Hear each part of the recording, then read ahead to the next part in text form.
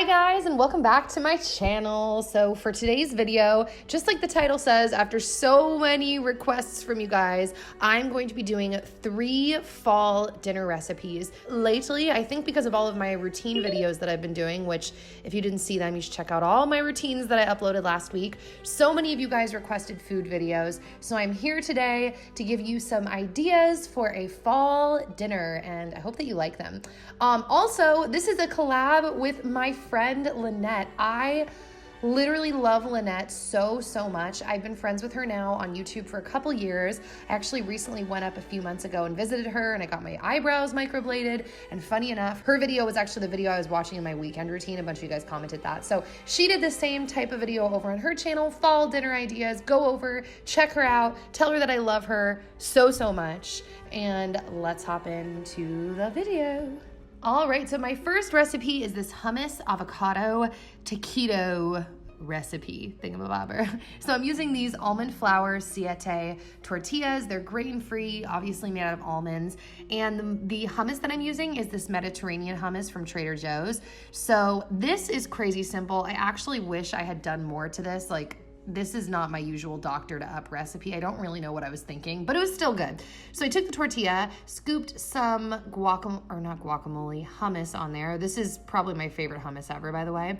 And then I took out a couple slices of avocado, added that to the taquito, and then I took a little bit of pepper and salt, and I rolled it up. Now, if I had been thinking straight, I definitely would have added more to this. I probably, if I had the time, I might saute some onions. I might add a little bit of salsa if the hummus is plain. This was Mediterranean, like I mentioned, but I probably would have added that, or maybe even some cheese on the inside as well. As you saw, I did add some chili flakes to the next one. Once I rolled up the taquito and put it on the little whatever baking thing, I brushed a little bit of olive oil on it, and then I threw them in the oven, I think at 400 degrees for 10 minutes, and this is what we're left with. It was really good. Even being that plain, it was still really good. So the next recipe I'm making is this open-faced mushroom sandwich. It is so good. I can't even it's just so good. So I started off by cutting up my mushrooms, just really roughly chopping them. I mean, I feel like every chop I do of a vegetable is rough and not super clean, because I really just want to hurry up and get the food in my belly. So then I pulled out some kale that I picked up from Costco. They have the best bag of kale at Costco, and I just pulled off any chunky stems that were bothering me and then threw it all in a pan with some avocado oil. And at that point, I added a little bit of salt and pepper. It is important to add your salt at the beginning of the cooking process if possible, because it has to do with how the food is broken down and the flavors come out. So then I just stirred it up with the wood spoon while it cooks up like so. And then of course I added a little red wine, because red wine is pretty much amazing in anything, but red wine and mushrooms, so good.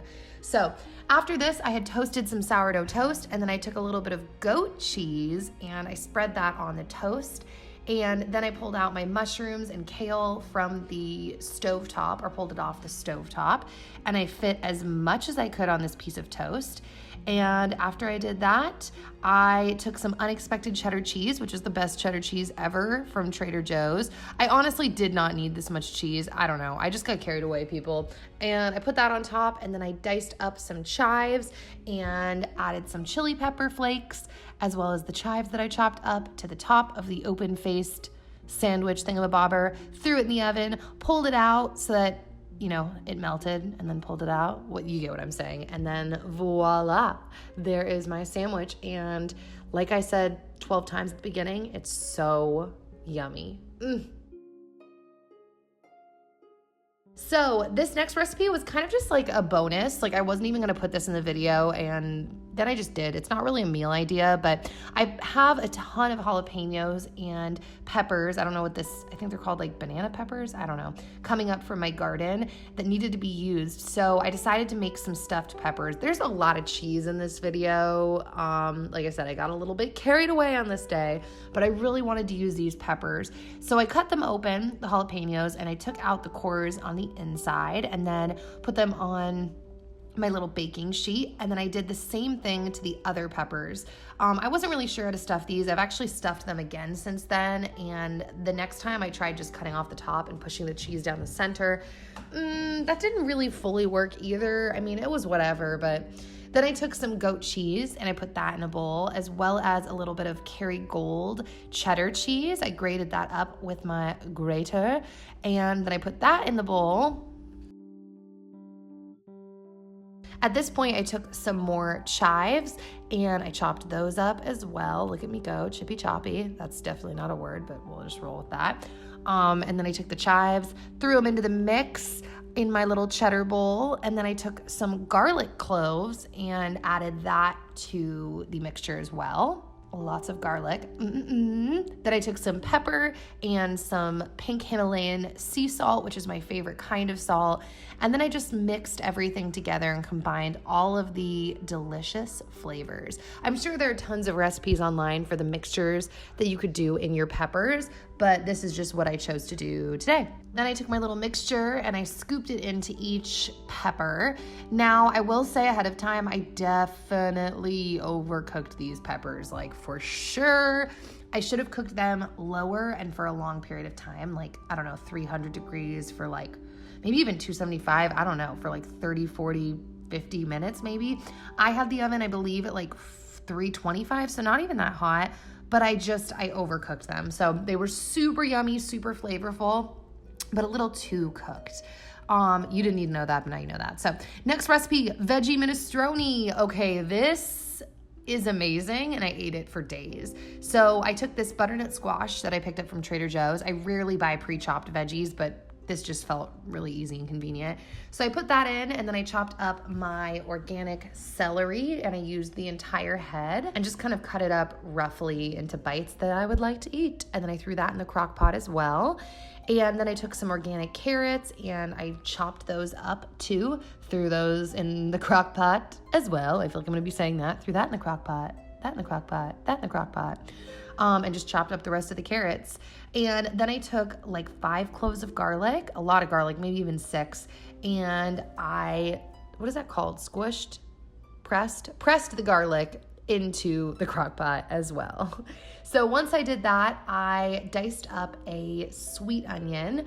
I buy all my onions. I use onions a lot. I buy them from Costco.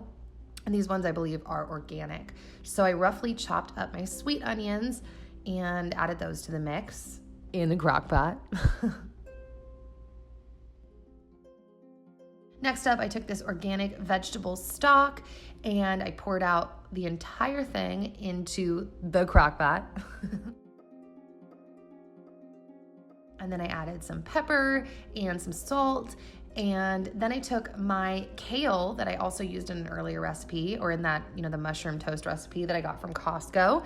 Added that. Added some red chili flakes. And at this point, I actually, just kidding, added a little bit of oregano too. I thought that it was done, and then I realized after about 5 minutes, like, oh my gosh, I forgot a major component. And that was my chopped canned tomatoes. So these tomatoes are actually bigger. I had to use a knife to kind of chop them down. They have basil added to them. And then I added some diced tomatoes as well. And then I followed it up with a little red wine because I feel like you can't ever go bad with red wine. And I let the crock pot cook for, I want to say like 4 or 5 hours. And then at this point, when I got close to the end, I took my einkorn rotini pasta, which einkorn is just kind of like an older type of wheat that grows here in the States. Oh, and it's supposed to be like safer for people that have a hard time with gluten. I don't know. But then I took my cooked pasta, added that to the crock pot. And then I took this can of cannellini, I'm not sure, beans, as well as some pesto from Trader Joe's. And I scooped all of that into the pot as well, mixed it all up, let it sit for another maybe 20, 30 minutes. And then my minestrone was complete and could not have been more delicious. It is, oh my gosh, it's so good. So, yeah, guys, that's the end of my video. I hope that you enjoyed these recipes. I have a lot more recipes coming up because I heard you guys. I know you want to see more. So there will be more food videos coming very soon. And don't forget to check out my dear friend Lynette's channel. She is amazing. Not only does she make great content, but she's a great human. And I really think that shows through in her videos. And I'm happy to have met her off the interwebs. So I'll see you guys back here soon. And that is all. Okay, bye guys.